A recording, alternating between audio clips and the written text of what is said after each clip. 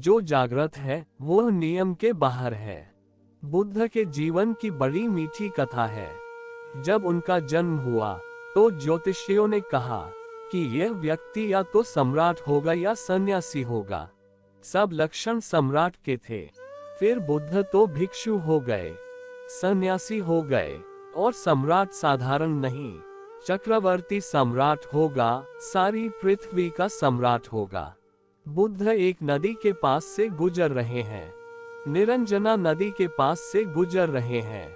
रेत पर उनके चिन्ह बन गए। गीली रेत है, तट पर उनके पैर के चिन्ह बन गए। एक ज्योतिषी काशी से लौट रहा था।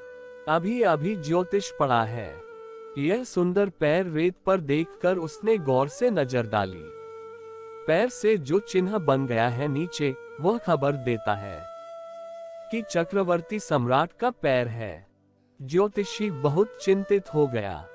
चक्रवर्ती सम्राट का अगर यह पैर हो तो यह साधारण सी नदी के रेत पर चक्रवर्ती चलने क्यों आया, और वह भी नंगे पैर चलेगा कि उसके पैर का चिन्ह रेत पर बन जाए। बड़ी मुश्किल में पड़ गया। सारा ज्योतिष पहले ही कदम पर व्यर्थ होता मालूम पड़ा। अभी अभी लौटा था निष्णात होकर ज्योतिष में। अपनी पोथी, अपना शास्त्र साथ लिए हुए था। सोचा इसको नदी में डुबा कर अपने घर लौट जाऊं, क्योंकि अगर इस पैर का आदमी इस रेत पर भरी दोपहरी में चल रहा है नंगे पैर, और इतने स्पष्ट लक्षण तो कभी युगों में किसी आदमी के पैर में होते हैं कि वह चक्रवर्ती सम्राट हो, तो सब हो गया व्यर्थ। अब किसी को ज्योतिष के आधार पर कुछ कहना उचित नहीं है, लेकिन इसके पहले कि वह अपने शास्त्र फेंके, उसने सोचा जरा देख भी तो लूं। चलकर इन पैरों के सहारे वह आदमी कहाँ है, उसकी शक्ल भी तो देख लूं। यह चक्रवर्ती है कौन जो पैदल चल रहा है? तो उन पैरों के सहारे वह गया। एक वृक्ष की छाया में बुद्ध विश्राम कर रहे थे, और भी मुश्किल में पड़ गया, क्योंकि चेहरा भी चक्रवर्ती का था, माथे पर निशान भी चक्रवर्ती के थे। बुद्ध की आंखें बंद थीं, उनके दोनों हाथ उनकी पालथी में रखे थे। हाथ पर नजर डाली, हाथ भी चक्रवर्ती का था। यह देह, यह सब धन चक्रवर्तियों का, और आदमी भिखारी था। भिक्षा का पात्र रखे वृक्ष के नीचे बैठा था, भरी दोपहरी में अकेला था। हिलाकर बुद्ध को उसने कहा कि महानुभाव, मेरी वर्षों की मेहनत व्यर्थ किए दे रहे हैं। सब शास्त्र नदी में फेंक दूं या क्या करूं?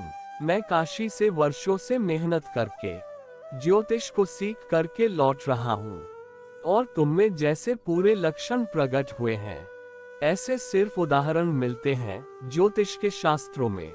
आदमी तो कभी कभी हजारों लाखों साल में ऐसा मिलता है, और पहले ही कदम पर तुमने मुझे मुश्किल में डाल दिया।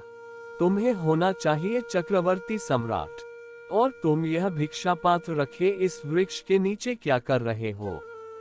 तो बुद्ध ने कहा कि शास्त्रों को फेंकने की जरूरत नहीं है।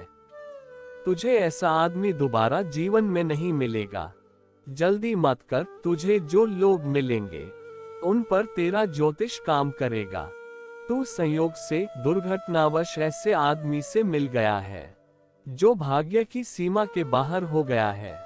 लक्षण बिल्कुल ठीक कहते हैं। जब मैं पैदा हुआ था तब यही होने की संभावना थी।